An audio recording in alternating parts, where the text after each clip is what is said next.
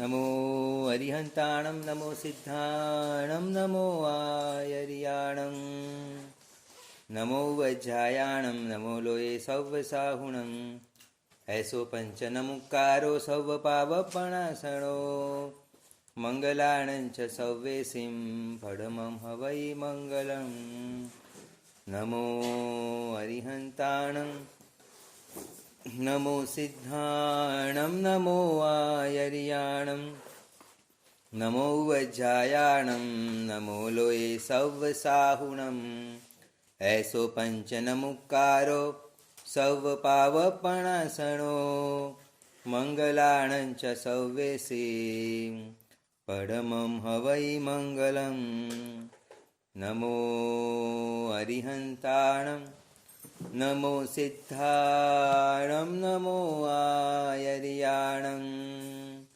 नमो वज्रायाणं नमो लोये सव्वसाहुणं ऐसो पञ्चनमुक्कारो सव्वपावपणासणो मङ्गलाणं च सव्वेसिं परमं हवै मङ्गलम् अज्ञानतिमिरान्धानां ज्ञानाञ्जनशलाकया नेत्रमुन्मीलितं येन तस्मै श्रीगुरवे नमः।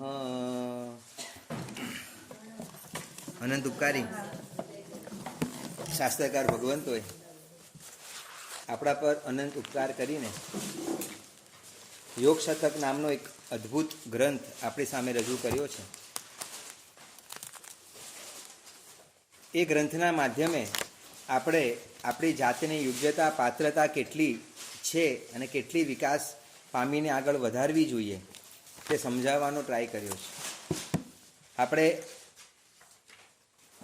નવમી ગાથા ગઈ વખતે સમજ્યા હતા. આજે આપણે 10મી ગાથા સમજવાની છે. અણિયતે પુણતીયે એગંતે એવ હંદી હૈગારે તપરતંતો ભવરાગઓ ધડમ અણહિગારીતી.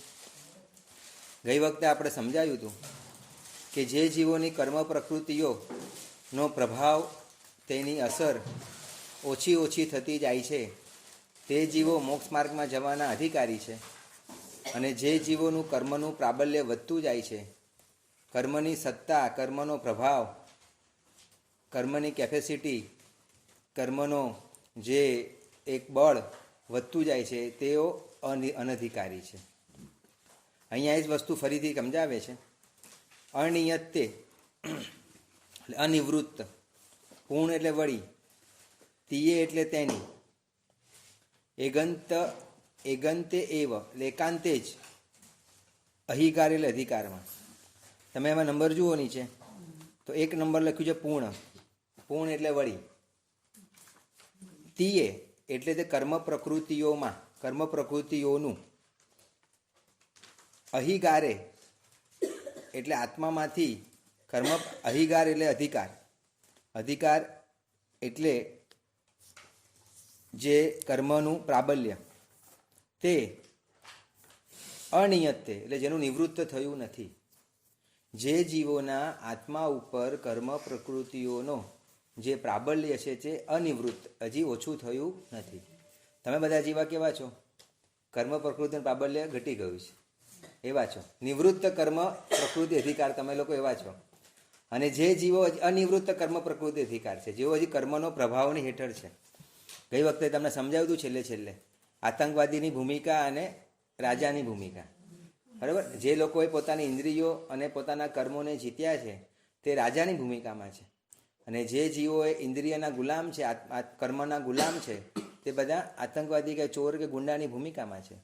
એટલે જે જીવો હજી કર્મના પ્રભાવ હેઠળ છે, કર્મ જેમ કે એમ એને કરવું પડે છે, એવા પણ જે પુરુષાર્થ વગરના જે જીવો છે કે જે કર્મના તોડવા માટે સમર્થ થયા નથી, તે એટલે જે પૂર્વબદ્ધ તીવ્ર કર્મ પ્રકૃતિનું પ્રાબલ્ય જે આત્મામાંથી નિવૃત્ત પામ્યું નથી, અનિવૃત્તે નિવૃત્ત પામ્યું નથી, તપ પરતંતો વળી કેવો છે? તદ એટલે તે કર્મ પ્રકૃતિઓના પરતંત્રતાવાળો છે. કર્મ પ્રકૃતિ જેમ નચાવે એમ એને નાચવું પડે છે. બરાબર? એક તેનાથી પારતંત્ર જે જીવ છે, વળી ભવ રાગવો, અને વળી જે ભવના રાગથી કેવા છે તે અત્યંત અનધિકારી છે. જેને સંસારનો તીવ્ર રાગ છે, સંસાર પરની તીવ્ર આસક્તિ જેના હૃદયમાં હજી પ્રગટ છે, તેવા જીવો અહીં અત્યંત અનધિકારી છે. દઢમ એટલે અત્યંત, અને અણહિકારી એટલે અણહિગારી એટલે અધિકારી નથી. બરાબર, એ ત્રણ વસ્તુ કીધી. સૌથી પહેલું કીધું તીવ્ર કર્મ પ્રકૃતિ પ્રાબલ્ય જેના આત્મામાં છે એ કીધું. બીજું એ કર્મ પ્રકૃતિને પરતંત્ર છે, કર્મ પ્રકૃતિને આધીન છે.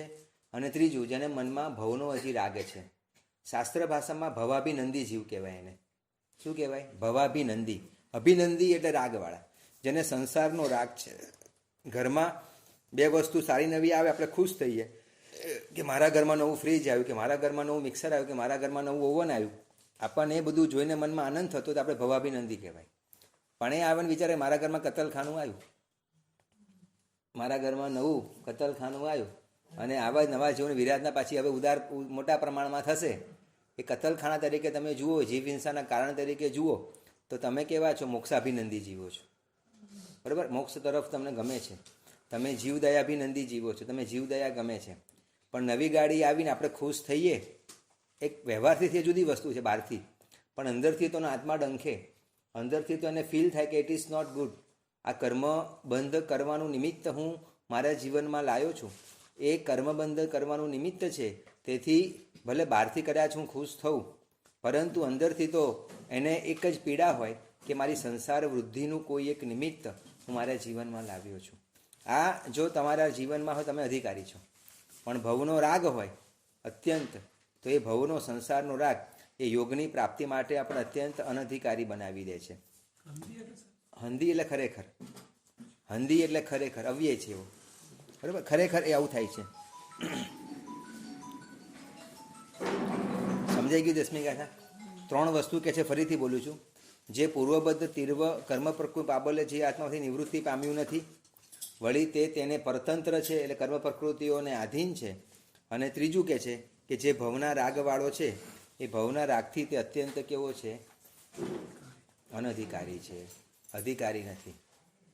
બરાબર, નીચે વિવેચનમાં લખ્યું છે, વળી જે જીવોમાં પૂર્વ બાંધેલા ચીકણા તીવ્ર મોહની આદિ કર્મ ઉદયમાં વર્તે છે, અને તેનું પ્રાબલ્ય જુસ્સો નિવૃત્તિ પામ્યું નથી, અને તેના જ કારણે જે જીવો સર્વથા કર્મોને પરવશ બનેલા છે, આત્મભાન તદ્દન ભૂલી ગયા છે, કેવળ સંસાર સુખના જ રાગી છે, તે કારણથી યોગના સર્વે જે ક્રમશઃ ભેદો છે, તે સર્વે ભેદોની પ્રાપ્તિ માટે તે અત્યંત અનધિકારી છે, તેને અપાત્ર છે, તે તેને યોગ્ય નથી.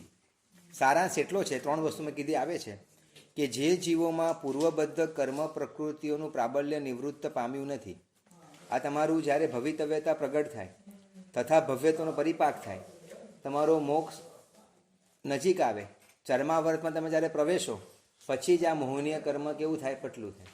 એની પહેલાં તમે ગમે તેટલા હવા ત્યાં મારો, ત્યાં સુધી આપણું કંઈ થવાનું નથી.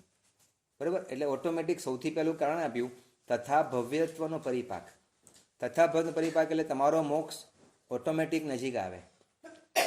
બરાબર, સૂર્યોદય આખી રાત અંધારું હોય, ગમે તેટલા હવા ત્યાં મારો, સૂર્યનો પ્રકાશ મળે, સૂર્યનો પ્રકાશ મળે, પણ સૂર્યનો પ્રકાશ મળવાનો નથી. પણ જેવો સૂર્યોદય થવાનો ટાઈમ આવે, ઓટોમેટિક શું થાય? ધીરે ધીરે પ્રકાશ બહાર આવવા લાગે. એવી રીતે જેવું આપણું ચર્માવર્તમાં આપણે પ્રવેશીએ, આગળ જતાં પુનર્બંધક આપણે જઈએ, અને એમાં પણ આપણે સમ્યક્ત્વ તરફ આગળ વધતા જઈએ, ઓટોમેટિક આપણામાં મોક્ષમાં જવાની યોગ્યતા પ્રબળતા વધતી જાય. ત્યાં સુધી કરેલો બધો પુરુષાર્થ અપુરુષાર્થ નથી, પણ ત્યાં સુધી એ આપણી આરાધના એ યોગ્ય ગણાતી નથી. એટલે પહેલું કીધું કર્મ પ્રકૃતિઓનું પ્રાબલ્ય નિવૃત્ત પામ્યું નથી. સૌથી પહેલાં આપણે કર્મ પ્રકૃતિઓના પ્રબળતાને ઘટાડવાનો પ્રયત્ન કરવાનો છે. એક વૃક્ષ છે, એ વૃક્ષ બહુ ફળી ફાળીને ઉગ્યું છે, એના પાંદરે પાંદરે ફૂલો આવે છે અને ફળ આવે છે, લચલચતું ફળ આખું વૃક્ષ છે, અને એ વૃક્ષ એવું જબરજસ્ત છે કે સુકાવાની કોઈ શક્યતા નથી. તમારે શું કરવાનું? સૌથી પહેલું એ વૃક્ષને નવું પાણી મળતું બંધ કરવું પડે. નવું પાણી મળતું બંધ થાય એટલે ઓટોમેટિક એની જે પુષ્ટિ છે શું થવા લાગશે? ઘટવા લાગશે. બરાબર, બીજું મારે એ કરવું પડે કે એ કર્મનું જેવું એનું પાણી મળતું બંધ થાય એટલે એ ઝાડ શું થવા લાગે? કરમાવા લાગે. એ ઝાડને જે ખાતર મળતું હોય એ ખાતર મળવાનું પણ કારણ શું કરવું પડે? મારે ધીરે ધીરે અટકાવવું પડે. એ ખાતર મળતું અટકે એટલે પણ વૃક્ષ કેવું પડે? નબળું પડે. એટલે પહેલાં તમે પાણી અટકાયું, પછી બીજું એનું ભોજન તમે અટકાયું એટલે વૃક્ષ નબળું પડતું જાય. ત્રીજું એવું થાય કે નવી જે ડાળી ઉગતી જાય ને, નવી ડાળી ઉગતી મારે તરત કાપવી પડે. જૂની ભલે છે પણ નવી ડાળી ઉગી એ મારે શું કરવું પડે? તરત કાપવી પડે. એ જૂની ડાળી જે ઉગેલી છે એ કાપી નથી શકતો, પરંતુ નવી એક પણ ડાળી હું ઉગવા ના દઉં, ઉગે તરત કાપવા લાગું. આવો પુરુષાર્થ જો આપણે કરીએ તો થોડાક સમયમાં એ ભર્યું ખીલેલું વૃક્ષ કેવું થઈ જાય છે? સુકાઈ જાય છે, કરમાઈ જાય છે, નવું ફૂલ ફળ આવતું નથી. એમ અહીંયા કહે છે કર્મ પ્રકૃતિઓ જે છે, 8 કર્મરૂપી પ્રકૃતિઓ, એનું વૃક્ષ ઘટાદાર આપણા જીવનમાં ઉગેલું છે. એટલું પ્રબળ કર્મ અત્યારે આજના કાળના જીવોનું છે કે ના પૂછો ને. પહેલાંના જમાનાના જીવો કેવા હતા? હીર્યા વિયા કરે કેવળ જ્ઞાનની પ્રાપ્તિ થઈ જાય. અહીં મોટા મોને હીર્યા વિયા કર્યું કેવળ જ્ઞાનની પ્રાપ્તિ. મન તો આશ્ચર્ય લાગે કે કેટલું હળવું કર્મ કહેવાય. ખાલી મિચ્છામી દુકડમ કે કેવળ જ્ઞાનની પ્રાપ્તિ થાય. એટલે હળવું કર્મ કે લગ્નની ચોરીમાં કેવળ જ્ઞાન થાય. મેરેજમાં હસ્તમેળાપ ચાલતો હોય અને ત્યાં ગાડી શું થાય? કેવળ જ્ઞાનની પ્રાપ્તિ. કેટલા હળુકર્મી જીવો હોય. યુદ્ધ ભૂમિની અંદર એ લોકો કેવળ જ્ઞાનની પ્રાપ્તિ કરે. એવી કેવી એમની દિવ્ય, એવી એમની આત્મિક ધારા, કર્મ એટલું હળવું હશે. અને આપણે ઉપાસે દેરાસરમાં 24 કલાક ઈર્યાવ્યા કરનારા માણસો પણ લાગે ભારે કર્મ છે. એટલે 5મા આરામાં હુંડા ઉસરપીણીના જે પણ જીવો જન્મ્યા છે ને, શાસ્ત્રકાર ભગવંતો કહે છે એ બધાનું ભારે કર્મીપણીની મોટી નિશાની છે. આ કાળમાં જેટલા પણ જન્મ પામે દરેકે દરેક જીવે પૂર્વભાવમાં જ્ઞાન દર્શન ચારિત્રની તીવ્ર વિરાધના કરી હોય, જે લોકોના કર્મ મોહનીય કર્મ તીવ્ર પ્રબળ હોય એવા જીવોનો જ આ કાળમાં જન્મ થશે. નહીં તો આપણે સીધા મહાવિદ્ય ક્ષેત્ર પહોંચી ગયા હોત. મનુષ્ય જન્મ મળ્યો અહીંયા જગ્યાએ ક્યાં પહોંચી ગયા હોત? પણ આપણે એટલા ભારે કર્મી, મનુષ્ય આયુષ્ય બાંધી અનુમોદનાની વાત છે, પણ સાથે મોહનીય કર્મની એટલી તીવ્ર પ્રબળતા છે કે જેના કારણે આપણો જન્મ ક્યાં થયો છે? આ ભરત ક્ષેત્રની હુંડા અવસર પેઢીના આવા કાળમાં જન્મ થયો છે. સૌથી પહેલાં મારું મોહનીય કર્મનું વૃક્ષ અત્યંત ફલવંત છે, અત્યંત પરિપક્વ છે. મોહનીયની 28 પ્રકૃતિઓ લચલચતી મને જોવા મળે છે. 16 કષાયો, 9 નો કષાયો, મિથ્યાત્વ, મોહનીય બધું મારા જીવનમાં પોતપોતાનો ભાગ ભજવી રહ્યો છે. ક્યારેક હાસ્ય મોહનીય, ક્યારેક શોક મોહનીય, ક્યારેક રતિ મોહનીય, ક્યારેક અરતિ મોહનીય, ક્યારેક પુરુષ વેદ, ક્યારેક સ્ત્રી વેદ, ક્યારેક તો એટલું બધું વધી જાય કે નપુંસક વેદ. એટલું બધું ક્રોધ માન માયાલોક, એ 26 મોહનીય કર્મની પ્રકૃતિઓ મને સંસારના તમામ કર્મોના નાચ નચાવી રહ્યા છે. પરંતુ મારે એ મોહનીય કર્મને સૂકવવું હશે તો સૌથી પહેલું મારે શું કરવું પડશે? જેમ વૃક્ષને પાણી આપતું બંધ કર્યું એ રીતે મારે મોહનીય કર્મને પુષ્ટ કરવાના નિમિત્તો રૂપી પાણી ઓછું કરવું પડશે. જે નિમિત્તોથી મોહનીય કર્મ પુષ્ટ થાય છે એવા તમામ નિમિત્તોથી મારે દૂર કરવું પડશે. 16 કષાયો છે ને એનું ભોજન છે, 9 કષાય છે ને એનું પાણી છે. 9 કષાયો મારા જીવનમાં ઓછા કરવા પડશે. પાણી આપવાનું બંધ કર્યું, 16 કષાયો એના માટેનું ખાતર છે.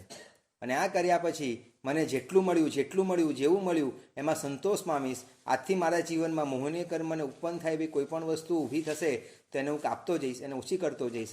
બસ આ જ પરિસ્થિતિ મારા જીવન દરમિયાન ચાલુ કર્યું તો મને વિશ્વાસ છે કે મોહનીય કર્મ કદાચ હું જીર્ણ નહીં કરી શકું પણ પુષ્ટ તો કરીશ જ નહીં.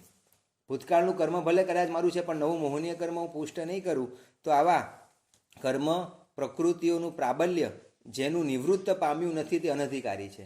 એટલે મારે મારા મોહનીય કર્મને શું કરવું પડશે? અત્યંત પતલું કરવું પડશે, અત્યંત શિથિલ કરવું પડશે.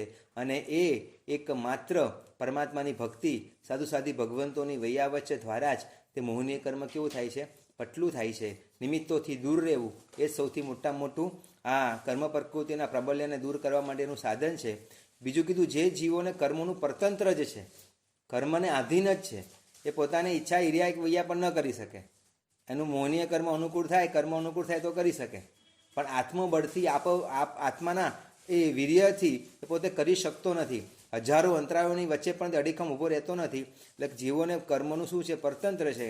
અને ત્રીજું કીધું, જે જીવો સંસારના અતિશય રાગી છે, અત્યંત રસિક છે, આ ત્રણેય વિશેષણવાળા જીવો યોગના સર્વ ભેદોની પ્રાપ્તિ માટે અત્યંત કેવા છે? અનધિકારી છે.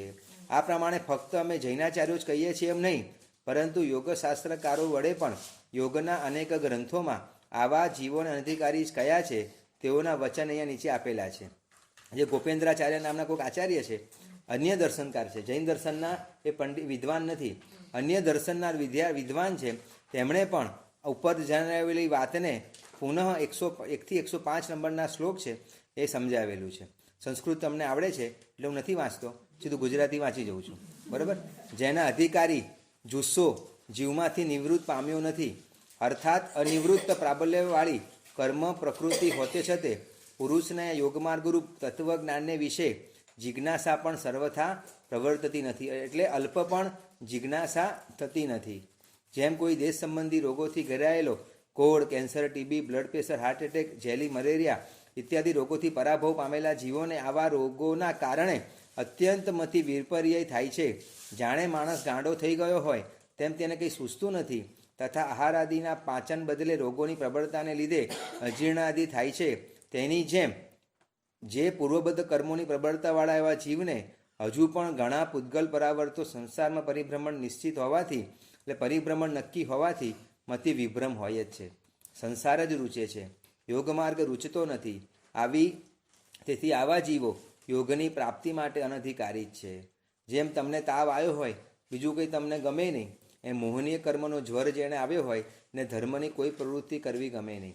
મેં તમને ગઈ વખતે કીધું હતું, જે પણ ઉપાદેય છે તેને હેય લાગે, જે પણ હેય છે તેને શું લાગે? ઉપાદેય લાગે.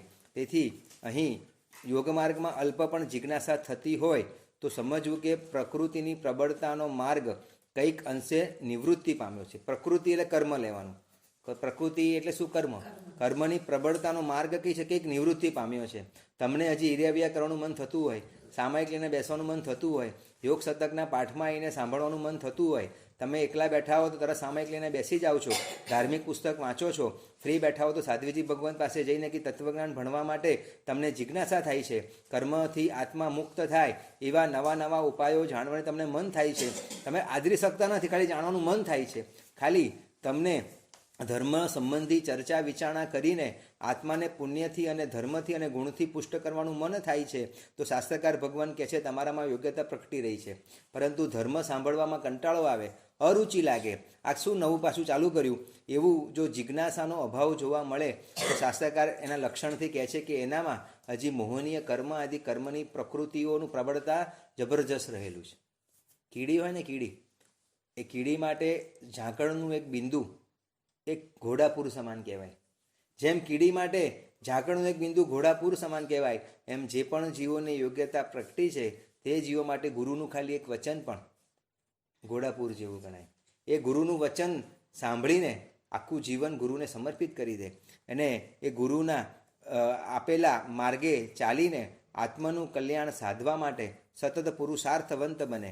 એટલે અહીંયા એ સમજાવે છે કે યોગમાર્ગની જેને અલ્પ પણ જિજ્ઞાસા થતી જ નથી, શું કર્મની નિર્જરા કરવી, આત્મામાંથી કર્મના કચરાને બાળવો, કેવી રીતે બાળવો, કેવી રીતે શુદ્ધ ચૈતન્ય દશાને પ્રાપ્ત કરીને શુદ્ધ એવા કેવલ જ્ઞાનને પ્રાપ્ત કરવા માટેના ઉપાયો જીવનમાં આદરવા, એ જ્યાં સુધી એ જીવને જાણવાની ઈચ્છા જિજ્ઞાસા થતી નથી ત્યાં સુધી એનામાં કોઈ અધિકારીપણું થતું નથી. પણ એને ખાલી થોડું થોડું પણ લાગે, ભલે મને બહુ ખબર પડતી નથી યોગ સતકમાં, પણ જઈને હું સાંભળું તો ખરો, કંઈક તો ટપી પડશે. આખા કલાકના વ્યાખ્યાનમાં 2 વસ્તુ તો પૌરિકબેની હારી આવે છે, કંઈક એ 2 વસ્તુ તો યાદ આવશે. બીજું બધું અઘરું બાઉન્સર ભલે જાય, પણ સહેલું કંઈક તો મને સાંભળશે. એ મારા દિમાગમાં બેઠું તો મારા જીવનમાં કંઈક પાપ તો કેવો થશે?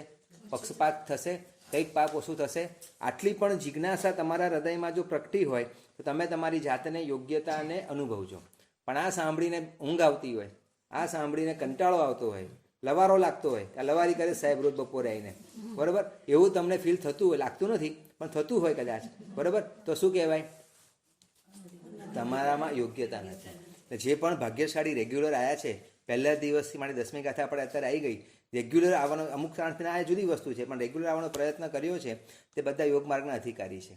તમે બધાને જિજ્ઞાસા થાય છે કે એવી કોઈક સારો રસ્તો મળે કે મારા આત્મા ભૂતકાળમાં જે ભૂલો કરીને સંસારમાં ભટક્યો છે, આ ભાવમાં એવી કંઈ સદ તત્વ, એવું સુતત્વ પ્રાપ્ત કરવું છે, મારા આત્મામાં એ સ્થાપન કરવું છે, જેના પ્રભાવે મારા આત્મામાં રહેલા મોહનીય આદિ કર્મોની પ્રબળતા ઘટે, ધર્મની પ્રબળતા વધે, મોહનીય રાજાના સૈન્યોની પ્રબળતા ઘટે, ધર્મરાજની પ્રબળતા વધે, એવું મારે કંઈક કરવું છે. ખાલી આટલો કૃતનિશ્ચય તમારામાં થયો હોય તો કહી શકાય કે તમારામાં યોગ્યતા પ્રગટી છે. You are on the right way. બરાબર, તમે સાચા રસ્તે છો. અહીંયા આગળ ગોપેન્દ્ર મુનિના માર્ગમાં બધું સમજાવ્યું છે 103મી ગાથામાં. નીચે તેથી આવી કુશળ બુદ્ધિ આવવાથી આ જીવ તે કુશળ બુદ્ધિમય સુસંસ્કારયુક્ત થયે છે તે નિયમમાં કલ્યાણ જ પામે છે અને ભાવિમાં ઉત્તરોત્તર વિશેષે કલ્યાણ પામે છે. જેમ મંત્રો વગેરે પણ એટલે કે મંત્રો, ચિંતામણી, રત્ન, પ્રભાવિક ઔષધિઓ ઇત્યાદિ પોતાના સ્વભાવથી જ સદાચારવાળી હોવાથી ઉત્તમ ફળદાયક હોવાથી સર્વ અવસ્થામાં હિત કરનાર જ મનાયેલ છે.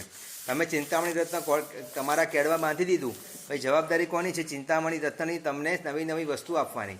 શ્રીપાલ રાજા હતા, એને ઓલાએ આપ્યું કે ભાઈ તારા ઓલા વિદ્યાધરે આપ્યું, તારા કાંડામાં બસ બાંધી રાખજે. એને ખબર નથી કેમ આપ્યું. એને જોઈ લીધું કે આ ભવિષ્યમાં ધક્કો મારવાનો ધવલ શેઠ દરિયામાં અને એને જીવાડવાનો છે, ડૂબી ન જાય, એટલે એવું કંઈક રત્ન આપ્યું હતું કે તમારા જોડે બાંધી રાખવાનું. તમને ખબર છે રત્નના કારણે શું થયું? ડૂબ્યા નહીં. એ પ્રભાવ કોનો છે? રત્નનો પ્રભાવ છે. બસ એ જ રીતે અહીંયા ગાડી પણ જે લોકોને સંસાર પ્રત્યેનો ઉદ્વેગ ભાવ પ્રગટ થયો છે, સંસાર પ્રત્યે ઉદ્વેગ ભાવ પ્રગટ થયો છે, કર્મ પ્રકૃતિઓ પ્રત્યે ઉદ્વેગનો ભાવ પ્રગટ થયો છે, બહુ ભટક્યો પ્રભુ, બહુ જ ભટક્યો, બધા પ્રકારના પાપો કરી લીધા, બધા પ્રકારના સુખ ભોગવી લીધા. અત્યાર સુધી હું ઇતિહાસ મારો લખવા જાઉં ને તો દુનિયાનું કયું સુખ મેં ભોગવ્યું નથી, એકવાર નહીં અનંતી વાર મેં ભોગવ્યું નથી. બહુ જ ભટકી લીધું. દુનિયામાં 14 રાજલોકમાં એવો કોઈ આકાશ પ્રદેશ નથી જ્યાં પહોંચીને મેં મૃત્યુને પ્રાપ્ત નથી કર્યું. અનંતા કાળચક્ર, અનંતા પૂતગલ પરાવર્ત ભૂતકાળમાં ભટક્યો છું. બસ પ્રભુ બહુ થઈ ગયું, હવે ધી એન્ડ. હવે પડદો પાડવો છે. હવે આ બધી અવસ્થામાંથી ઉભવું છે, ઉગરવું છે, બહાર આવવું છે અને આત્મકલ્યાણના માર્ગે આગળ વધવું છે. સાચા આત્માનું સુખ મળે એના માટે મારે પુરુષાર્થવંત બનવું છે. બસ આવો નિખાલસતાથી, પ્રમાણિકતાથી, કોઈના પણ પ્રેશર વગર, બરાબર, કોઈના પણ આગ્રહ વગર જો તમને પ્રગટ થશે તો સમજવાનું મારી યોગ્યતા પ્રગટી. તમે એ દિવસે આંગી લખાવજો તમારા નામે, બરાબર. તમારા નામે કોઈ સારું સુકૃત કરજો કે આજે મને કુદરતી રીતે પ્રગટ થયો છે ભાવ કે દસ મારે હવે સાચા સુખ તરફ જવું છે, મારા આત્મિક સુખ તરફ જવું છે, પ્રભુ વીરના ચંધ્ય મારે જવું છે. જે રીતે પ્રભુ મહાવીર નૈસારમાંથી મહાવીર બનીને પોતાના આત્માની શુદ્ધ દશાને પામ્યા, એ દશા, એ રસ્તે મારે જઈને મારા આત્માનું સાચું સુખ પ્રાપ્ત કરવું છે. આવો અલ્પ સમયનો, અલ્પ પ્રભાવવાળો પણ જો તમને શુભ વિચાર પ્રગટ થયો તો સમજજો કે તમારામાં યોગ્યતા જલ્દી પ્રગટવાની જ છે, બરાબર. બીજમાં યોગ્યતા આવી ગઈ છે, એ જ અહીંયા કહે છે. તો અહીંયા આગળ આ વાત કરે છે 105 ગાથા જે છે, 101 વાંચી લેજો. 105 ગાથામાં જ વસ્તુ સમજાવી છે. છેલ્લે 105મી ગાથા ખાસ કામની છે તમારા. પ્રકૃતિ એટલે કર્મ લેવાનું. પ્રકૃતિ અને આત્મા બંને પદાર્થોનું ભિન્ન ભિન્ન પરાવર્તન થવાથી, એટલે કે પ્રકૃતિનું પ્રાબલ્ય ઘટવાથી અને આત્મામાં ગુણવત્તા વૃદ્ધિ પામવાથી તથા સંસિદ્ધિ એટલે સમ્યક સિદ્ધિ મોક્ષ થવાથી, ભવ્યતા પાકવાથી યોગ ભૂમિકા આદિ સર્વ પ્રકારના યોગો આ જીવમાં ઘટી શકે છે, અન્યથા બીજા જીવમાં ઘટતા નથી, એમ મનીષી પુરુષો કહે છે. સોનું છે એ માટી સાથે મિક્સ છે એટલે દુઃખની વાત નથી. સોનું હોય ને, તમે આફ્રિકામાં જાઓ તો આફ્રિકામાં સોનાના ખેતરો હોય, સોનાના ખેતરો. આપણને આશે લાગે સોનાના ખેતરો, તો કે હા સાહેબ આ માટી હોય, એ માટીમાંથી સોનું નીકળે, એને બાળવામાં આવે. એક તમે 10 કિલો માટી લઈ જાઓ, પછી એને બાળે 1 મહિના, 2 મહિના, 3 મહિના સુધી બાળે, સતત બાળે, બધી માટી ઉડાડે, છેલ્લે 10 ગ્રામ, 20 ગ્રામ, 30 ગ્રામ જેટલું પ્યોર ગોલ્ડ નીકળે. 10 રૂપિયા કિલોવાળી માટીના તમે ઉગાડતા 40 લાખ રૂપિયે સોનું થાય કિલો. એટલું સોનું બધા લોકો કરે, પણ કેટલી મહેનત કરે. સોનું માટી મિક્સ છે એ દુઃખની વાત નથી, આનંદની વાત કઈ છે? સોનામાંથી માટી જુદું થઈ શકે છે, એ બહુ આનંદની વાત છે. ભૂતકાળમાં સોનું માટી ભેગા હતા એ કમનસીબી છે, ત્યારે કોઈ સારો ઝવેરી ન મળ્યો, બહુ દુઃખની વાત છે. પરંતુ આજે આનંદની વાત એ છે કે સોનું કોઈ સારા ઝવેરીના હાથમાં આવી ગયું છે, એ ઝવેરી સારી રીતે એની ટ્રીટમેન્ટ કરશે અને એ સારી રીતે કરેલી ટ્રીટમેન્ટ એ શું કરશે? એ માટીમાંથી એને સોનું બનાવશે, શુદ્ધ માટી બહાર લાવશે. એમ ભૂતકાળમાં નિગોદ અવસ્થામાં હતો ત્યારથી કર્મ એ માટી સ્વરૂપ છે, મારો આત્મા સોના તુલ્ય છે. મારું આત્મા અને કર્મ બંને મિક્સ થઈ ગયા છે. મને ખબર જ નથી આત્માનું શું ને કર્મ શું. બે ભિન્ન હોવા છતાં પણ બંને એક સદૃશ પદાર્થ મને લાગે છે, પરંતુ આજે તીર્થંકર પરમાત્માના શાસનરૂપી એક ઝવેરી મને મળી ગયો છે, જ્ઞાન દર્શન ચારિત્ર અને તપની આરાધનારૂપી એક ઝવેરી મને મળી ગયો છે, એનું ધ્યાન મારા ઉપર કેન્દ્રિત થયું છે, મારો તથા ભવ્યનો પરિપાક થયો છે, યોગ માર્ગમાં જવાની મારી યોગ્યતા પ્રગટ થઈ છે. બસ જેમ સોનાને અગ્નિમાં તપવું પડે, સોનું કે ના હું અગ્નિમાં તપવું નહીં, હું તો નહીં તપું, મને બહુ તપે તો કેવું કદી ગરમી લાગે, એ સોનું ના પાડે તો માટીમાં સોનું જુદું પડે બેન. એ સોનાને શું કરવું પડે? માર્ગ સહન કરવો પડે, ગરમી સહન કરવી પડે. એમ આપણા જીવે જ્ઞાન દર્શન ચારિત્ર રૂપી આરાધના રૂપી જે અગ્નિ છે એના તાપમાંથી શું કરવું પડે બેન? પસાર થવું પડે. બસ થોડાક ભાવ સુધી, થોડા સમય સુધી એ જ્ઞાન દર્શન ચારિત્ર અને તપની સાધનામાં આપણા આત્માને જોડી દઈએ. એ અગ્નિનો પ્રભાવ છે માટીને બાળવાનો અને શુદ્ધ સોનાને બહાર લાવવાનો. અગ્નિનો સ્વભાવ છે કચરાને બાળવાનો અને શુદ્ધ સોનાને બહાર લાવવાનો. જો ગમે તેટલું બાળો સોનું ક્યારે બળે નહીં. સોનાનો એક સ્વભાવ છે, તમે ગમે તેટલું બાળો સોનું ક્યારે બળે નહીં, ક્યારે બળે નહીં સોનું. આ સોનાને તમે જ્યારે તમે ટીપો ને તો સોનું ક્યારે બળે નહીં, બરાબર. અને એ વખતે આપણો આત્મા ગમે તેટલું એ જ્ઞાન દર્શન ચારી આરાધનામાં રહીએ, આપણો આત્માનો ક્યારેય નાશ ન થાય, પણ નાશ કોનો થાય? કર્મરૂપી કચરાનો, કર્મરૂપી માટીનો નાશ થાય. બસ જેટલું સોનું મલિન હોય એટલું વધારે આગમાં તપવું પડે, જેટલું સોનું નિર્મળ હોય એટલું ઓછું આગમાં તપવું પડે. મારો આત્મા કર્મથી ભારે છે, મારો આત્મા કર્મથી ખૂબ મલિન છે, ખૂબ ચીકણા પાપો કદાચ મેં બાંધ્યા છે પ્રભુ ભૂતકાળમાં અજ્ઞાન અવસ્થામાં, પરંતુ આજથી મારી આંખો ખુલી છે, યોગ માર્ગમાં મારે જવું છે અને મારે આજથી માંડીને એક જ્ઞાન દર્શન ચારિત્રની આરાધનામાં મારી જાતને ગોઠવી દેવી છે. અગ્નિનો સ્વભાવ છે કચરો બાળવાનો, એમ જ્ઞાન દર્શન ચારિત્ર અને તપરૂપી આરાધનાનો પ્રભાવ છે મારા અજ્ઞાનરૂપી અને મોહનીય કર્મરૂપી કચરાને બાળવાનો. એ આપણને અહીંયા સમજાવે છે. એટલે અહીંયા આગળ સૌથી છેલ્લે 105મી ગાથામાં એ સમજાવ્યું કે કર્મ અને પ્રકૃતિ ભલે બે એક ભેગા થઈ ગયા છે, પણ બંને પદાર્થો કેવા છે સાહેબ? ભિન્ન છે, અલગ છે.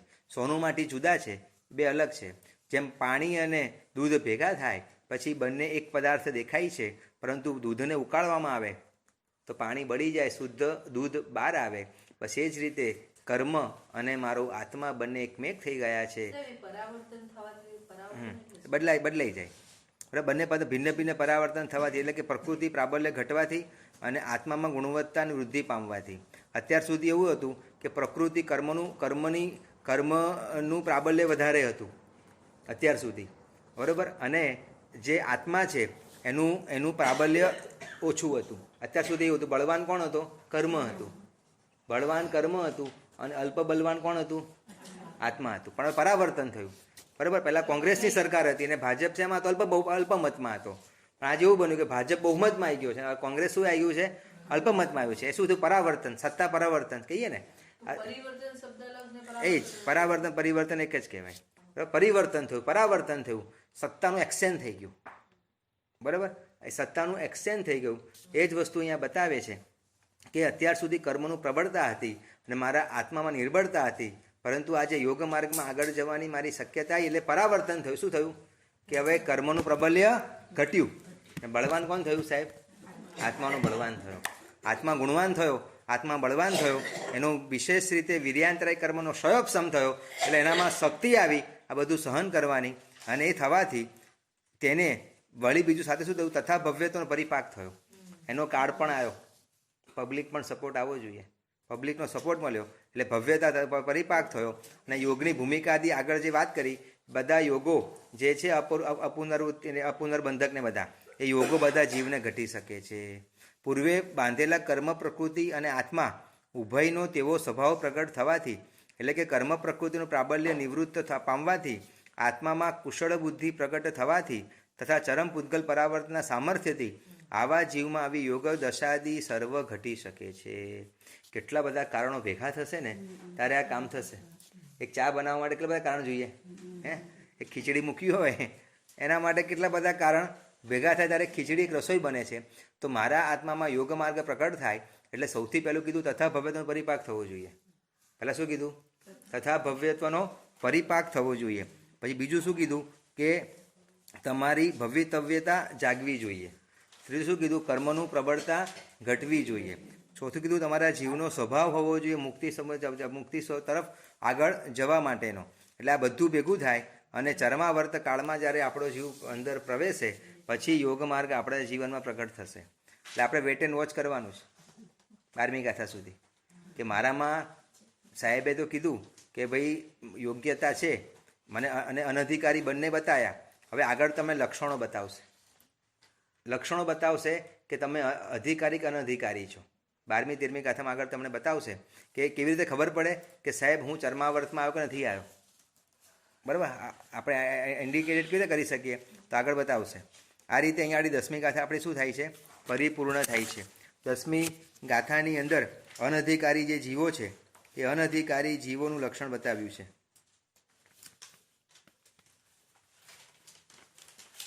બરાબર, એટલે આપણે સૌથી પહેલાં કર્મનું શું સમજવાનું છે, પ્રાબલ્યને ઘટાડવાનું છે. કર્મને પ્રાબલ્ય જેવું ઘટશે એટલે ઓટોમેટિક જ બીજું સ્ટેપ આપણું આવશે.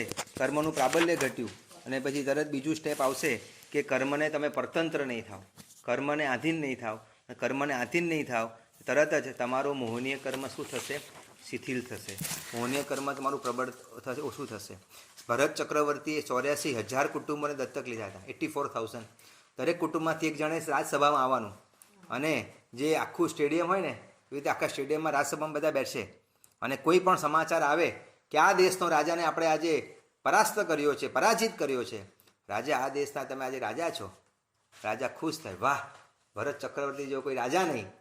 ને જેવું મનમાં આનંદ પામે ત્યાં બધા એક સાથે બોલે, ભયમ વર્ધતે ભવમ વર્ધતે, જીતો ભવાન જીતો ભવાન, માહણ માહણ, હણો નહીં, ભય વધે છે, ભવ વધે છે.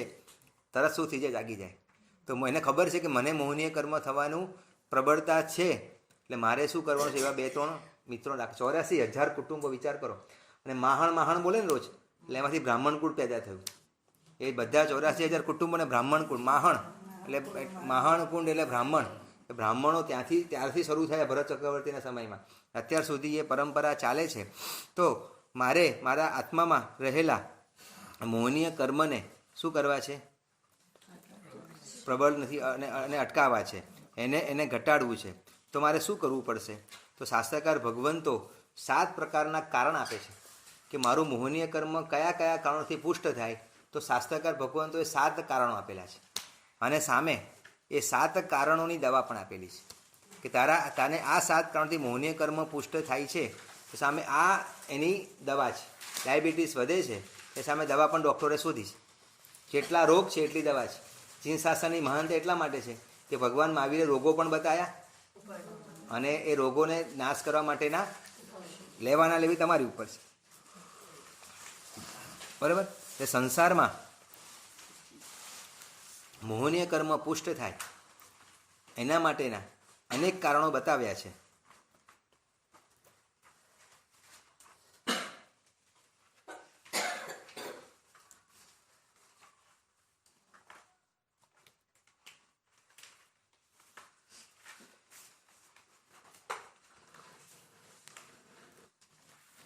એ મોહનીય કર્મના પુષ્ટ થયેલા જે કારણો છે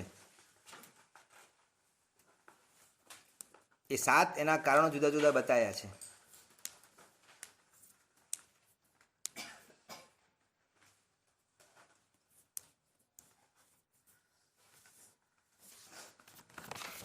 કયા 7 છે બોલો, ચલો.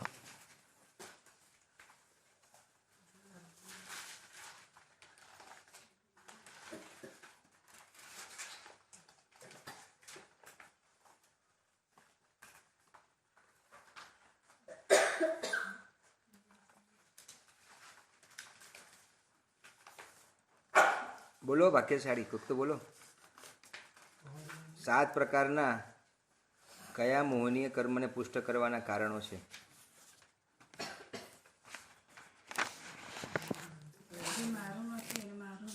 વાહ,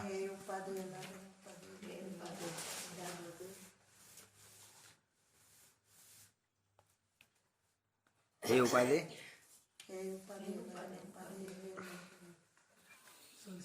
પછી બીજું, વાહ, ત્રીજું,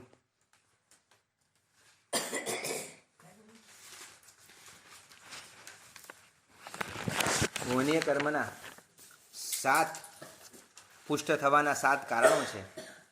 મોહનીય કર્મ પુષ્ટ થયું ને એટલે એને કારણે બધા કર્મ પુષ્ટ થાય, અને મોહનીય કર્મ શિથિલ થયું ને એ બધા કર્મ શું થાય? નિર્બળ થાય.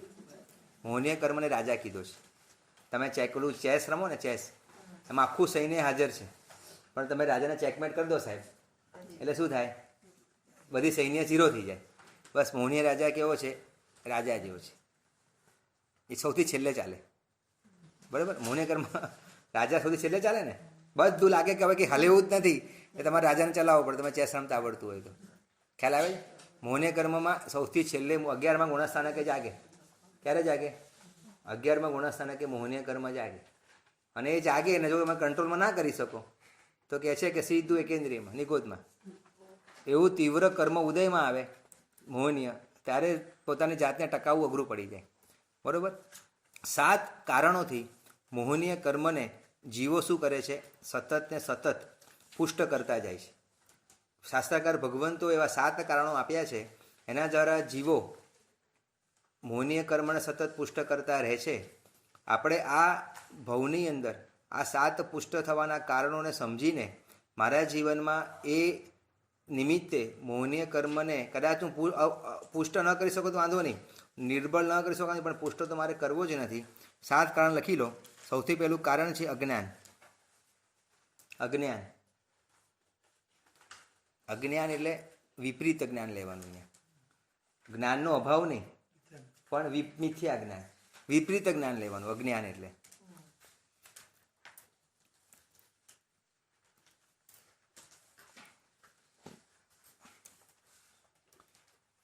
એ અજ્ઞાનને કારણે સતત આપણે મોહનીય કર્મને પુષ્ટ કરતા રહીએ છીએ. દુશ્મનને દુશ્મન તરીકે માનતા જ નથી. સંસાર બુદ્ધિના કારણે સંસાર બુદ્ધિનું કારણ આપણે માનતા જ નથી. એ આપણને અજ્ઞાન છે. બરાબર? એટલે સૌથી પહેલું કારણ આપ્યું શાસ્ત્રકાર ભગવંતોએ અજ્ઞાન. પહેલાં 7 કારણો સમજી લઈએ, પછી એના ઉપાયો સમજીએ.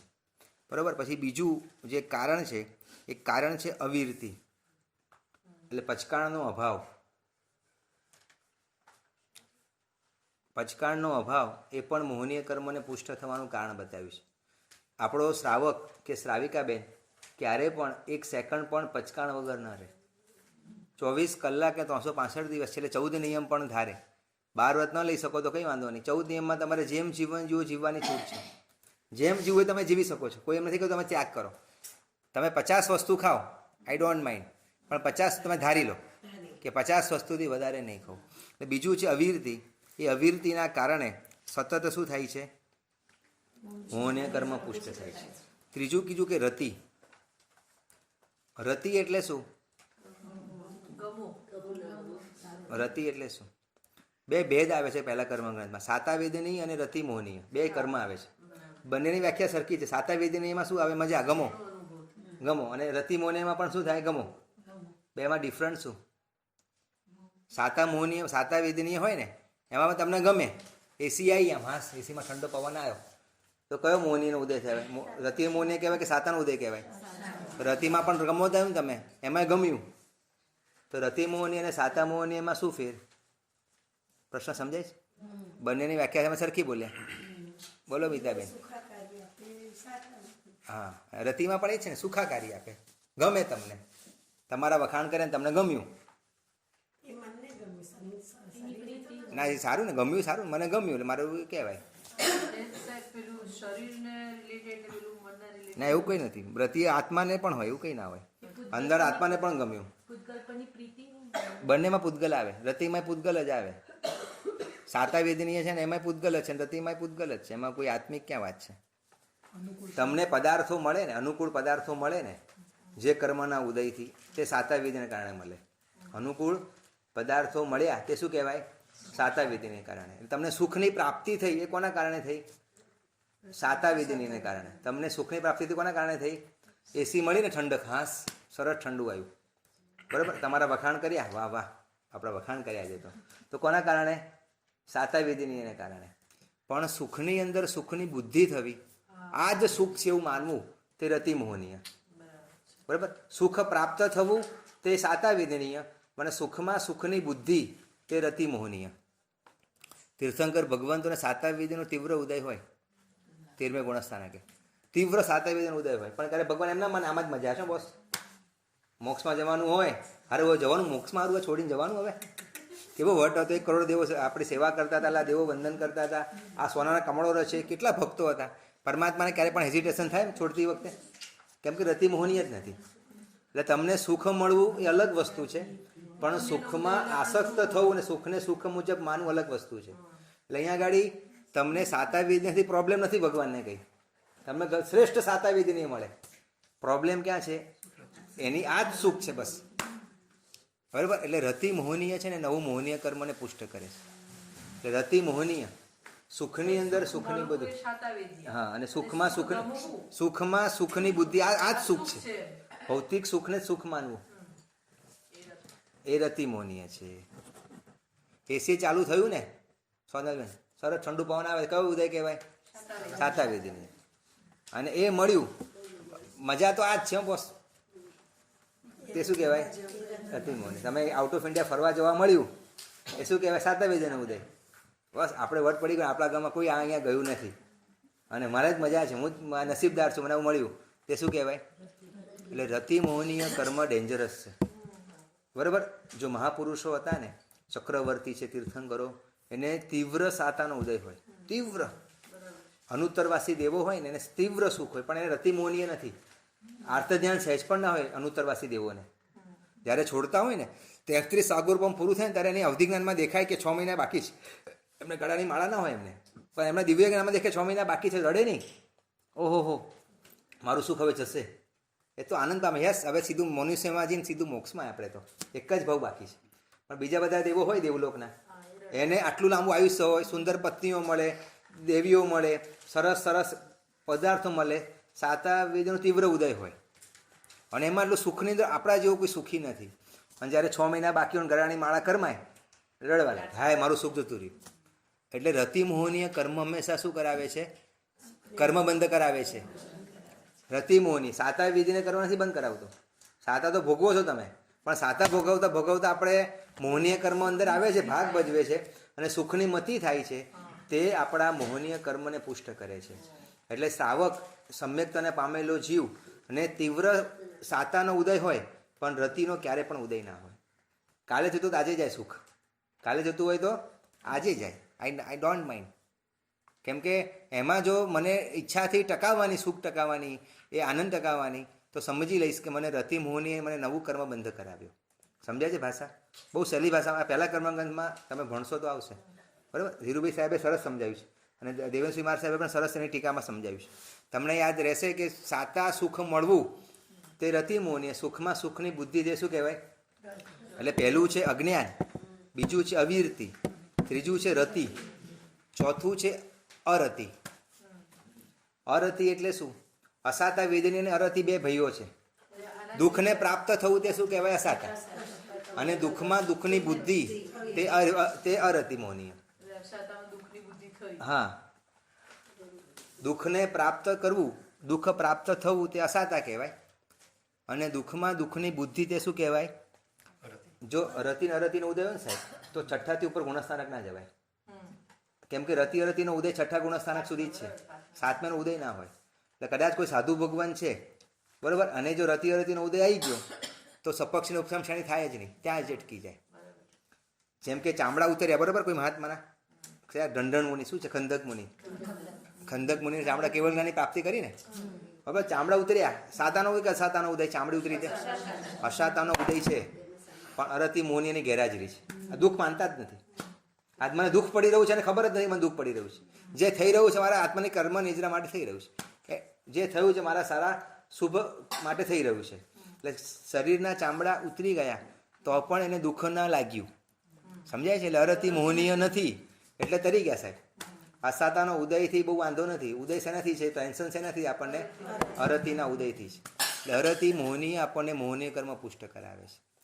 આપણને તમારે ખાલી ખોટું ના લગાડતા, ખાલી પર્સનલી ના લેતા, ખાલી જનરલ કરું છું કે તમારા ઘરમાં કોઈ વ્યક્તિ તમારું દુશ્મન હોય, કોઈ હોય, સાસુ હોય, નણંદ હોય, જેનાની હોય, કોઈને કોઈક એવું આપણે અડવિતરું હોય જ.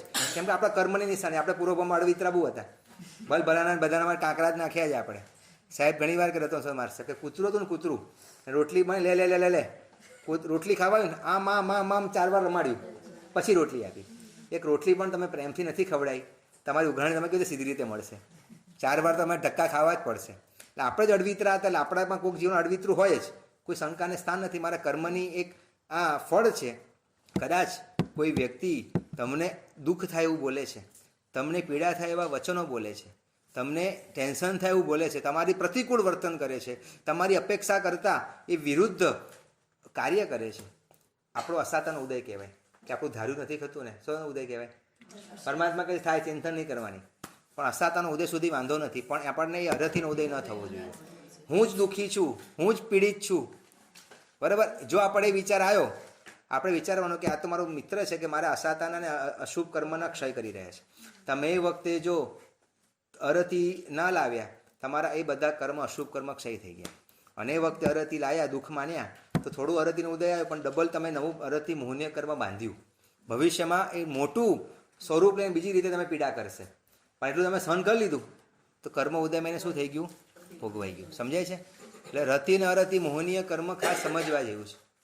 સુખમાં સુખની બુદ્ધિ તે રતિ મોહનીય છે. તીર્થંકર ભગવંતોને આટલું તીવ્ર સાતાનો ઉદય છે, અણુતરવાસી દેવોને આટલું તીવ્ર સાતાનો ઉદય છે, પરંતુ ક્યારે પણ એનું મન એમાં બાંધતા નથી. એ રીતે અરતિ મોહનીય એટલે દુઃખમાં દુઃખની બુદ્ધિ.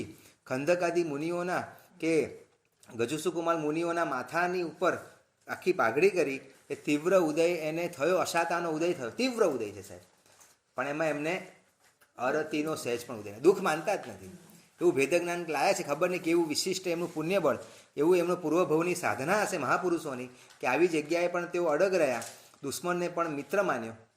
તે શું કહેવાય? તે અરતિનો ઉદય. ભુવનભાનુ સુરી મહારાજ સાહેબનું દ્રષ્ટાંત આવે છે, જબરદસ્ત દ્રષ્ટાંત. જ્યારથી સાંભળ્યું છે ને ત્યારથી આમ એટલું બહુમાન ભાવ થઈ ગયો. સાહેબને તાવ આવ્યો, 2 તાવ, 3 તાવ રે સખત. 3 તાવમાં તો આમ ધ્રુજીએ આપણે. 3.5 4 તાવ. ડૉક્ટરોની લાઈન લાગી જાય. આચાર્ય ભગવંત કચ્છાધિપતિને થાય તો કેવું ડૉક્ટરોની લાઈન લાગે. અને બધાને કહે કોઈ આવવા નથી ડૉક્ટરને. ડૉક્ટરોને ગેટ આઉટ કહી દે. ગેટ આઉટનો મતલબ મારે દવા કરાવી નથી, મારે સહન કરવું છે. અને એ વખતે સહન કરે સાહેબ, એકદમ સહન કરે. અને સૂઈ ગયા હોય એટલે કોઈક શિષ્ય આવે, સાહેબ સૂઈ ગયા છે? એ સૂઈ ગયા છે એટલે તરત જ છે ને ધાબળો લઈને આવે. કામડી, એનો નિયમ એક જ કામડી ઓઢવાની. સાધુની જે ઉપધિ છે એમાં એક ખાલી કામડી જ છે. બીજું ઓઢીએ તો એનું પ્રાયશ્ચિતમાં લખવું પડે. મેં આ ઠંડી નિમિત્તે વાપર્યું એવું લખવું પડે. મારો પરિગ્રહ વધ્યો, સહન કરવાનું તો એની સામે આ કર્યું. અને એ વખતે બધાને કીધું હતું કોઈએ બસ મને સહન કરવા દો. અને એ જ વખતે સાહેબ આમ સૂઈ ગયા, આંખ મીચાઈ ગયું એટલે કોઈક આવે, મારા જેવો કોઈક હોય, બરાબર. અને આવે અને સાહેબને તરત શું કરે? ગરમ ધાબળો ઓઢાડી દે એટલે 2-3 મિનિટ થાય એટલે એટલી ગરમી થાય ને, એટલે તાવ હોય એ ગરમીથી દૂર જાય. અને આંખ ખુલે ને ધાબળો જુએ. જેવો ધાબળો જુએ ને બૂમ પાડે, કોણ આવ્યો છે અહીંયા? બધા સાધુ ભગવંતો એમના સંયમમાં અને એમના સંયમ આચારને ચારિત્રતાથી એટલા બધા પામેલા, ડરે સાહેબથી. અને કોણ મારો દુશ્મન આવ્યો છે? મારા ચહેરાની જગ્યાએ કયો મારો દુશ્મન છે? એટલે સાહેબ શું થયું સાહેબ? તો કે મારો મિત્ર મને મળવા આવ્યો છે. તાવ મારો મિત્ર છે, મને મળવા આવ્યો છે. જે કર્મ નિજરા કરવા માટે આટલી સાધના કરું છું, જે કર્મના ક્ષય કરવા માટે આટલા તપ, આટલા જ્ઞાન દર્તા આરાધના કરું છું, લખલૂટ અસાતાના તોડવા માટે, લખલૂટ એવા મારા અંદરના અશુભ કર્મને બાળવા માટે મારો ખાસ મિત્ર આજે આવ્યો છે મળવા માટે. અને કયો મારો દુશ્મન ભગાડવા માટે આવ્યો છે? કયો છે? અને બધા શિષ્યો આમ ડરે. સાહેબ આપની સ્વાસ્થ્ય પહેલું છે સાહેબ, આપ હશો તો અમે છીએ સાહેબ, આપ નહીં હોય તો અમારું શું થશે? અને એ વખતે બહુ ભક્તિથી કરે છે, પણ ધાબળો શું કરી નાખે? કાઢી લે, દવા લે નહીં, બરાબર. છેક ક્લાઇમેક્સ પર આવે ને પછી બહુ પ્રેશર આવે પછી લે, પણ મેક્સિમમ ટ્રાય શું કરે? કર્મ નિજરા કરે. અને જેવો તાવ ઉતરે અને થાય પછી લાગે કે બહુ મસ્ત ફીલ કરું છું, કે એકદમ આમ લાગે કે જાણે કેટલો બધો પાપ મેં બાળી નાખ્યા, કેટલા બધા અસાતાના કર્મ બળી ગયા. આત્મા આમ આંખો બંધ કરીને જાગું છું ને તો એકદમ હળવું કર્મી લાગે છે, એકદમ હળવું થઈ ગયું, જાણે આખો ભાર બળી ગયો, કેટલો કચરો નાશ થઈ ગયો, અને એકદમ પ્રસન્નતાને અનુભવું છું. સાહેબ એવું બોલે. મેં તો મારી નજરે જોયા નથી, ગુરુ ભગવંતના મુખે એમની વાચનામાં દ્રષ્ટાંતો સાંભળ્યા છે. ત્યારે આપણને લાગે અસાતાનો ઉદય છે પણ અરતિનો ઉદય નથી. આપણે તો લાંબા થઈ જઈએ, જલ્દી ડૉક્ટર ઘરે બોલાવો, બરાબર. દુઃખની અંદર દુઃખની બુદ્ધિ નથી મહાપુરુષોને, એટલે એ શું કરે છે? કર્મ નિજરા કરે છે. અને આપણને સુખમાં દુઃખની બુદ્ધિ છે. ઘણી વાર તો ઊંધું આવે. કોઈ તમારા વખાણ કરે તો ઊંધું આવે કે મારે વખાણ કરતો હશે. એમાં ટેન્શન થાય, બરાબર. એટલે ચોથું કારણ કયું કીધું તમને મેં? અરતિ. એ શું છે? મોહનીય કર્મ પુષ્ટ કરવા માટેનું કારણ છે. પહેલું કયું કીધું બોલો સાહેબ? અજ્ઞા. બીજું અવિરતિ. ત્રીજું, ચોથું છે પ્રમાદ, અરતિ. ચોથું છે પ્રમાદ. સોરી મીછા પાંચમું. તું જાગો છો કે નહીં પૂછે? પાંચમું પ્રમાદ. હા, પ્રમાદમાં છો કે નહીં? એટલું જ જાગીએ સાહેબ. પ્રમાદ આમાં શરૂઆતમાં શરૂ કર્યું ને એક જગ્યાએ ક્લાસ, એટલે શરૂઆતના ક્લાસમાં 2007માં શરૂ કર્યું ત્યારે પેલા બધા બહેનો ભણતા હતા. એટલે બેન આવ્યા, મને કે સાહેબ તમે જબરજસ્ત ભણાવો છો. મેં હું તો ખુશ થઈ ગયો. હું કહું વાહ. મેં કહું શું થયું? મને કે યાર બહુ જબરજસ્ત. ખુશ થઈ ગયો. મને કે કેટલી બધી પ્રોબ્લેમ. મેં કહું શું હતું? મને કે ડૉક્ટરો દવા કરીને થાકી ગયા, ના થયું તમારથી થઈ ગયું. એટલે મેં કહું થયું શું કહો તો ખરા. મને કે ઘરે ઊંઘ જ નથી આવતી સાહેબ. તમારા વ્યાખ્યાનમાં આવ્યો સાહેબ, તમે તત્વજ્ઞાનની જે પીરસો છો સાહેબ, ખરેખર આમ પહેલાં 10 મિનિટમાં ક્લીન બોલ. મેં કહું બેન થેન્ક યુ, આવજો ખાસ, પધારજો. બરાબર, જગાડી દેવા પડે, જગાડી દેવા પડે. એટલે કુંભકર્ણ હતા ને, એ કુંભકર્ણએ ને બ્રહ્માજી ખુશ થયા. મજા આવશે, એક મિનિટ મને યાદ આવ્યું એટલે કહી દઉં. બ્રહ્માજી ખુશ થયા એટલે બ્રહ્માજીએ કીધું તથાસ્તુ, તારે જે જોયું તો માંગી લે કાલે. એક દિવસની છૂટ આપી. સુપ્રીમ કોર્ટ ચુકાદો આપે ને, ભાઈ સજા દિવસે આપે, બીજા દિવસે આપે. ચુકાદો આપી દે, ભાઈ તું સજા છે પણ ચુકાદો બીજા દિવસે આપે. એટલે કાલ તારે જે જોયું તું માંગી જજે. તો કુંભકર્ણ રાવણના ભાઈ, એટલે એ તો ખુશ થઈ ગયો. વાહ, બ્રહ્માજી ખુશ થયા એટલે સદગતની શ્રેષ્ઠ શક્તિ બ્રહ્માજી, એની ઉપર કોઈ નહીં. અને વિચારે શું માગું, શું માગું, શું માગું, શું માગું. એટલે એને કીધું ઇન્દ્રાસન માંગી લઉં. શું માંગી લઉં? ઇન્દ્રાસન માંગી લઉં. ઇન્દ્રાસન માંગવાનું વિચાર ઇન્દ્રની સિંહાસન ચલાયમાન થઈ ગયું. અને બધા આવીને કીધું ભાઈ ઇન્દ્ર કે શું થયું? ધરતીકંપ આવ્યો, શું થયું? તો કે ઓલો કુંભકર્ણ માંગે છે, ઇન્દ્રાસન માંગે છે. અને કુંભકર્ણ વિચારતો કે 6 મહિના હું ઇન્દ્ર બનીશ, 6 મહિના ધરતી ઉપર રહીશ. સેમિસ્ટર સિસ્ટમ ત્યારથી છે. 6 મહિના ત્યાં ઉપર ને 6 મહિના નીચે, એવું વિચારે છે. અને એ વખતે ઇન્દ્ર મહારાજા ભેગા થાય છે અને બ્રહ્માજી જોડે દોડે છે તરત જ કે સાહેબ તમે આને ઇન્દ્રાસન આપી દેશો, અને ઇન્દ્રાસન માંગવાનો છે એવું સમાચાર આવ્યા છે, આવી બનશે સાહેબ. આવા વ્યક્તિ લાલુ પ્રસાદ યાદવ વડાપ્રધાન બને ટેન્શન થાય, યોગ્ય બને સારું છે, આવે ટેન્શન થાય આવો વ્યક્તિ બન્યો એટલે. અને કહે છે સારું, એટલે કે હું કંઈ કરી ના શકું બ્રહ્માંડ, એ જે કે મારે તથાસ્તુ કહેવાનું છે, એનો પુણ્યથી એને મળવાનું છે. એટલે બધા ભેગા થયા કરવું છું. એટલે સરસ્વતી માતા કહે છે કે તમે ચિંતા ના કરતા, કે તમે ટેન્શન ના લેતા, હું બધું કરું છું. બીજા દિવસે સવારે ઓલા ગયા અને કુંભકર્ણ માંગે છે, શું માંગે છે? ઇન્દ્રાસન. હવે જે માંગવા ગયા ને હવે સરસ્વતી માતાના ચીપ પર બેસી ગયા, એની જગ્યાએ નહીં બોલાઈ ગયું, નિંદ્રાસન. નિંદ્રાસન આવી ગયું અને ઓલા કે તથાસ્તુ. ત્યારથી એવું થયું 6 મહિના કુંભકર્ણ ઊંઘે અને 6 મહિના જાગે. પણ હજી સ્ટોરી બાકી છે. આગળ જતાં એવું થયું ને, આગળ જતાં એવું થયું કે કુંભકર્ણ મૃત્યુ પામ્યા અને એની જે ખાસ પત્ની હતી નિંદ્રા દેવી, એ વિધવા બની ગઈ. વિધવા બની ગઈ એટલે બિચારી એટલી ભટકે બધે, જ્યાં જ્યાં ભટકે. હવે નિંદ્રા દેવીને શું ખબર છે, એને છે ને ઉપાશ્રય બહુ ગમે, એને વ્યાખ્યા એને પ્રવચનો સત્સંગ બહુ ગમે, અને સત્સંગ પ્રવચન સ્વાધ્યાય બહુ જ ગમે. એટલે જ્યાં પ્રવચન ચાલતા હોય ને એટલે પાછળથી શરૂઆત કરે, પાછળ શરૂઆત, સાહેબ સુધી આવે ત્યાંથી વ્યાખ્યાન પૂરું થઈ જાય. એટલે વાત ઓલા આવે ને એને છે ને ક્લબ ના ગમે, ક્યારે એને થિયેટર ના ગમે, ક્લબ ના ગમે,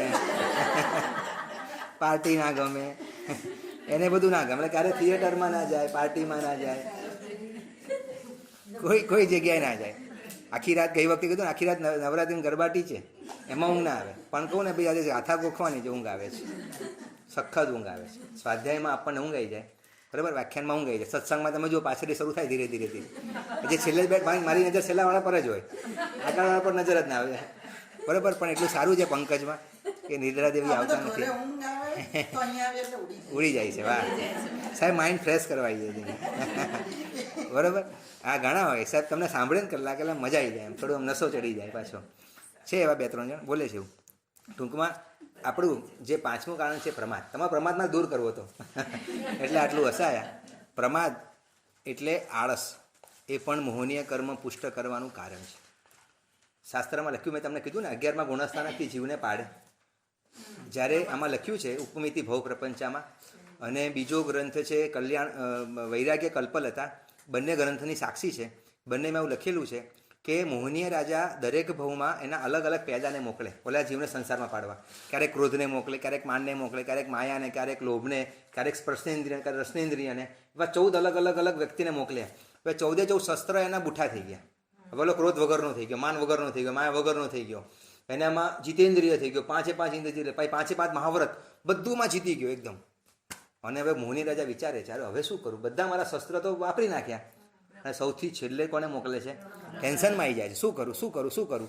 અમે વખતે ઓલા મોહની રાજાનો જે એનો મંત્રી છે એ કે કેમ ટેન્શનમાં છો, કે આ જીવ જો અત્યારે મને લાગે છે બધા શસ્ત્ર બુઠ્ઠા થઈ ગયા છે, લાગે છે ધર્મરાજમાં આવી નિવૃત્તિ નગરીમાં પહોંચી જશે, મોક્ષમાં પહોંચી જશે, મને ટેન્શન છે, હવે એને કેવી રીતે પછાડવો, મારી પાસે કોઈ આઈડિયા નથી આવતો. અને કહે છે ટેન્શન શું કરો છો, આપણો બેઠો છે પ્રમાદ.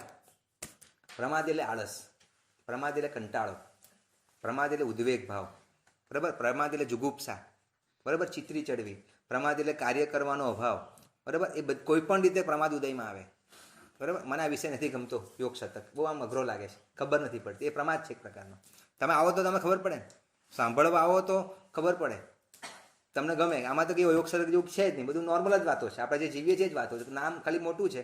તમે સાંભળો, હું બહુ મેક્સિમમ ટ્રાય કરું છું તમને સરળ બનાવવા માટે.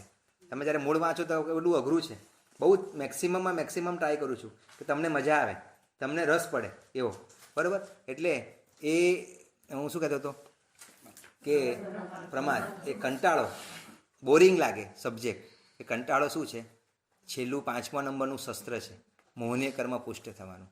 એટલે 5મા નંબરનું શસ્ત્ર આવે છે પ્રમાદ, એ પણ મોહનીય કર્મને સતત પુષ્ટ કરે છે. 5મું કારણ છે કષાય, છઠ્ઠું છે કષાય. અલગ છે પ્રમાદ છે ને, એમાં કોઈ પણ કસાયનો ઉદય નથી, બરાબર. એમાં કાર્યનો અભાવ છે, બસ મારે કરવું નથી, એને ક્રોધ નથી, માન નથી, માયા નથી, લોભ કંઈ નથી, બસ નથી કરવું, એવોઇડ નથી જવું, કોઈ રીઝન ના હોય ને એ પ્રમાદ. બોલો ને તાવ આવ્યો છે, કેમ આવ્યો તાવ, વાયરલ ઇન્ફેક્શન, વાયરલ બોલો, બરાબર. એટલે વાયરલ બધું આવી ગયું, બરાબર. એમાં કોઈ કારણ ના હોય, જેમાં કોઈ રીઝન ના હોય, શું બોલો, હા ઇંગ્લિશ કલર છે, બોલો. હવે ઇંગ્લિશ કલર એટલે શું, જેનો કોઈ કલર જ ના આવે ઇંગ્લિશ કલર કહેવાય, બધા કલર ઇંગ્લિશ કલર જ કહેવાય. જેનો કલર ના આવડે બોલતા, મરૂન છે, પોપટી છે, શું છે, કંઈ ખબર જ નહીં, ઇંગ્લિશ કલર છે, બસ. એમ જેમ બધા માટે બોલે ને, એમાં પ્રમાદ શબ્દ એવો છે, પ્રમાદ એટલે એને નથી કરવું, બસ મૂડ નથી અત્યારે, એટલે શું કહેવાય પ્રમાદ. એના પાછા 5 પ્રકાર આવે છે, પ્રમાદના 5 પ્રકાર આવે છે, બરાબર. એ પછી લઈશું. અત્યારે આપણે પહેલાં 7 વસ્તુ પૂરી કરવી છે, ટાઈમ પૂરો થવા આવ્યો છે. પછી કીધું કયું કીધું, કષાય, 3:20 થઈ ગઈ. કષાય, બરાબર. કષાય છે એ કષાય એ 6ઠ્ઠા નંબરનું કારણ છે, મોહનીય કર્મને પુષ્ટ કરવાનું. અને સૌથી છેલ્લું અને ડેન્જરસ કારણ છે વિષયો, ઇન્દ્રિયના સુખ. વિષય એટલે ઇન્દ્રિયના સુખ. આ 7 કારણો મોહનીય કર્મ પુષ્ટ થવાના છે. ભૂતકાળમાં આપણે ભૂલો કરીને આ 7 કારણોથી આપણા મોહનીયને પુષ્ટ કરતા આવ્યા છે. આ મૂળિયા છે મોહનીય કર્મના, અને આપણે એને પુષ્ટ કરતા આવ્યા છે. એટલે આપણું મોહનીય કર્મ સહેજ પણ નથી. હવે નેક્સ્ટ ટાઈમ આપણે આ 7 તમે યાદ રાખીને આવજો, એના ઉપાયો પણ બતાવીશું, બરાબર. કેવી રીતે આપણે, હવે રોગ થયો છે ખબર છે, ડાયાબિટીસ 400 છે ખબર છે. હવે તમારી પાસે કેમ આવ્યા છે ડૉક્ટર સાહેબ, કેના માટે આવ્યા છે? ડાયાબિટીસ કંટ્રોલ કરવા માટે, બરાબર. અમારા મોહનીય કર્મ પુષ્ટ છે, અમને ખબર છે. હવે ભગવાન તારા શાસનમાં અમે કેમ આવ્યા છીએ?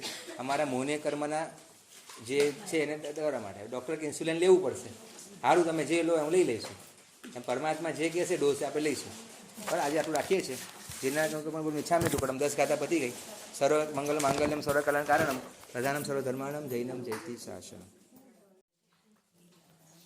નમો અરિહંતાણમ નમો સિદ્ધાણમ નમો આયરિયાણમ નમો વજ્જાયાણમ નમો લોયે સૌ સાહુણમ એસો પંચનમુકારો સૌ પાવપણાસણો મંગલાણં ચ સૌવેસીમ ફળમં હવૈ મંગલં. નમો અરિહંતાણમ નમો સિદ્ધાણમ નમો આયરિયાણમ નમો વજ્જાયાણમ નમો લોયે સૌ સાહુણમ એસો પંચનમુકારો સૌ પાવપણ